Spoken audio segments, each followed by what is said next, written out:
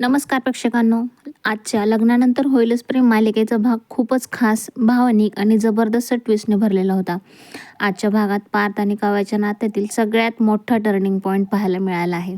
आज पार्थने शेवटी काव्याला तिच्या भूतकाळासह स्वीकारलं आणि काव्यालाही शुद्ध आली. आजचा भाग पाहून अनेक प्रेक्षक भावुक झाले, तर अनेकांना त्यांच्या प्रेमकथेवर पुन्हा विश्वास बसला. चला तर मग आजच्या भागाला सविस्तर अपडेट जाणून घेऊयात. आजच्या भागात आपण पाहतो की काव्या हॉस्पिटलमध्ये बेशुद्ध अवस्थेत आहे. तिच्या बाजूला पार्थ बसलेला आहे आणि सतत तिच्याशी बोलत आहे. तो तिचा हात हातात धरतो, तिच्या कपाळावर प्रेमाने हात फिरवतो आणि मनातल्या भावना व्यक्त देखील करतो. काव्या अशा अवस्थेत पाहून पार्थ खूपच अस्वस्थ झालेला आहे. त्याला भीती वाटत असते की काव्या कधी शुद्धीवर येईल आणि येईलच की नाही, आणि तिची IASची परीक्षा अगदी जवळ आली असताना ती पेपर कसा देईल याची चिंता त्याला सतत सतावत असते. डॉक्टर पार्थला सांगतात की काव्या कधी शुद्धीवर येईल हे निश्चित सांगता येणार नाही. हे ऐकून पार्थ पूर्णपणे पॅनिक होतो. त्याला आठवतं की काव्याने किती मेहनत घेतली, किती दिवस रात्र अभ्यास केला, किती स्वप्न पाहिलेत, आणि जर ती शुद्धीवर आली नाही तर तिचं स्वप्न अपूर्णच राहील. त्यामुळे तो सतत काव्याशी बोलत राहतो, तिला उठवण्याची विनंती करतो आणि मनातल्या भावना व्यक्त करत राहतो.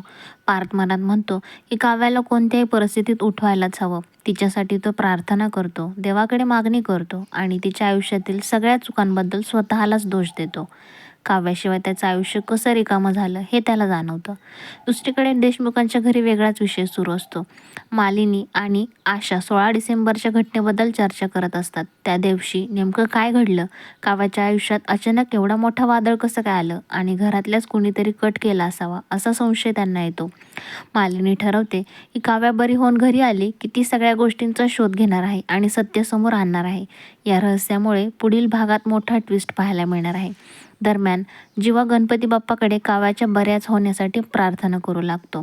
तो देवाकडे मागणी करतो की काव्या लवकर बरी व्हावी, पार्थची अवस्था सुधारावी आणि घरात पुन्हा आनंद यावा.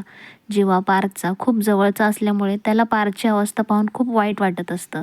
पार्थ हे पाहून खूप भावूक होतो आणि त्याला जाणवतं की काव्याच्या आयुष्यात किती लोक तिच्यावर प्रेम करत असतात. आजच्या सगळ्यात इमोशनल सीन तेव्हा येतो जेव्हा पार्थ काव्याशी मन मोकळं करून बोलतो. तो तिच्या भूतकाळाबद्दल, झालेल्या गैरसमजांबद्दल, त्यांच्या नात्यातील चुकांबद्दल आणि स्वतःच्या अहंकाराबद्दल बोलतो. तो स्पष्टपणे सांगतो की काव्याला तिच्या भूतकाळासह स्वीकारतो आणि तिच्यासोबत पुढचं आयुष्य सुरू करायचं आहे. पार्थची ही कबुली प्रेक्षकांसाठी खरंच खूप खास होती आणि भावुक देखील होती.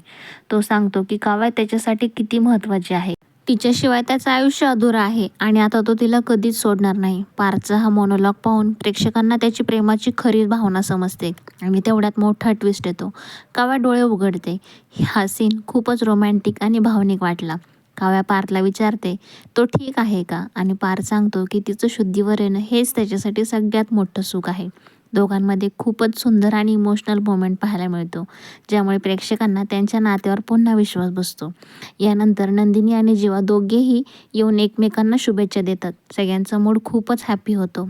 शेवटी पार्थ काव्याला येलो ड्रेसमध्ये परीक्षा सेंटरकडे घेऊन जात असतो. सगळे टाळ्या वाजवत असतात, काव्याला शुभेच्छा देत असतात आणि तिच्या स्वप्नासाठी प्रार्थना करत असतात.